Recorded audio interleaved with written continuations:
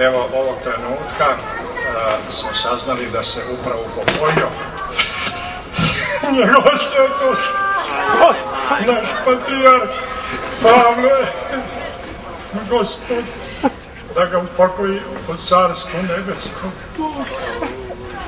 Evo, upravo kad smo mi polagali kamen temeljac u Mesvetome hramu, njega je Gospod primio u svoje naručje, jutro se pričestio, naš otac Metodije ga je pričestio i njegovo sveto Hristoljubivo srce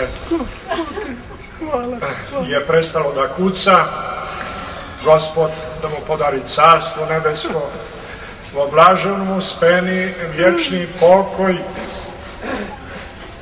Podaš, Gospode, usolišemu rabu Tvojemu, arhijepiskopu Perickom patrijarku, srpskom Pavlu, i sotvorijemu vječnu ljubavnja.